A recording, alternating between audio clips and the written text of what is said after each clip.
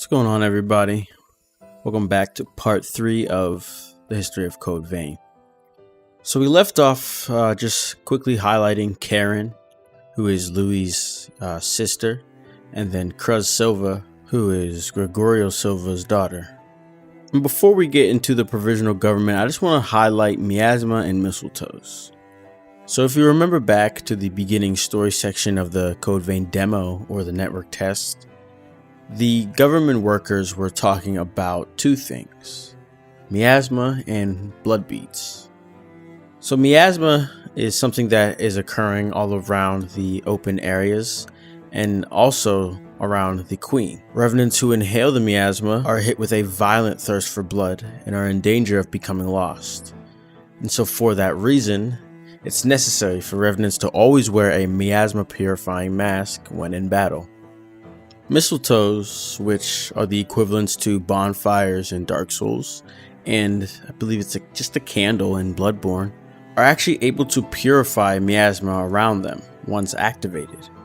In the same way that in Dark Souls and Bloodborne, the candle and the bonfire are able to sort of connect the worlds together, mistletoes have the ability to connect and regenerate the flesh of the revenants that have vanished from this world. It can be called a lifeline for revenants. So if we return back to our story, a lot obviously must have happened from the time of your character waking up and you and Jack defeating the Queen. And so after Operation Queenslayer, Silver launched the Provisional Government office and ruled over the revenants in order to manage the limited human blood and blood beads.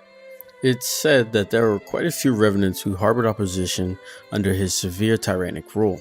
The Provisional Government's office is the general term of the organization established by Silva after Operation Queenslayer. It collects and distributes blood tears or blood beads to revenants, as well as provides custodial care to humans using protective shelters. The blood tax, through which blood beads are offered to the government office, is one of the reasons weak revenants are being enslaved, and the remaining humans have also been robbed of their freedom and are faced with strict control. Human blood is valuable to revenants. Cerberus, the Public Order Preservation Force, is a revenant force that belongs to the Provisional Government Office led by Silva. It observes the actions of revenants living in various areas and collects and distributes blood beads at fixed intervals. Cerberus is home of many who survived Operation Queenslayer, thus meaning their combat ability is extremely high. The perfect example is Davis, that is actually at the home base that Louis founded. There you are, the revenant that Louis sees so much potential in. I'm Davis. I go around for the Provisional Government as part of the investigation into the depths. Just as a warning, try not to stir up any trouble. If you do, I won't be able to do my job and, well, you get it, right?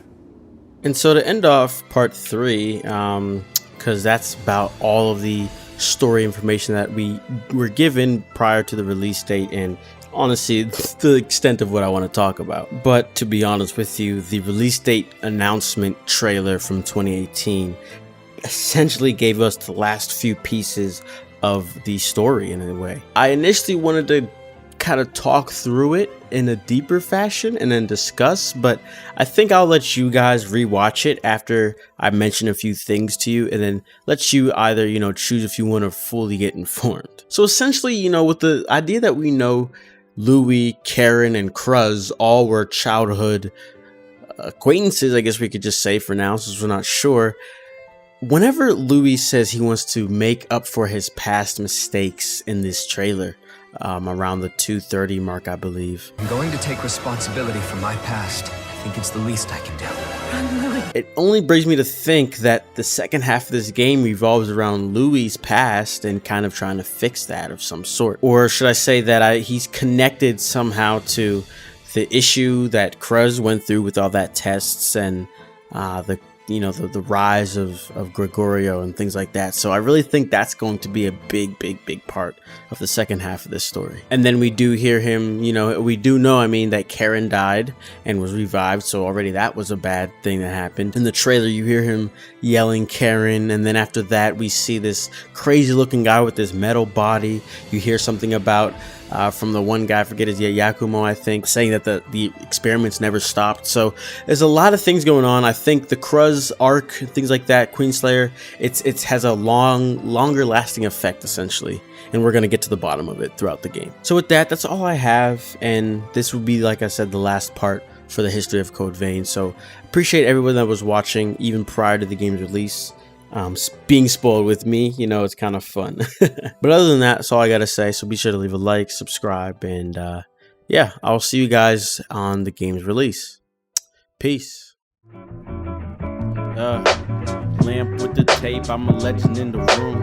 JAMSQUAD chillin', now my homies bringin' boom. Don't try to play the game without asking about the rules. I keep my cards safe, nigga, what you do? Pop it off easy, I'm not trying to snap your neck.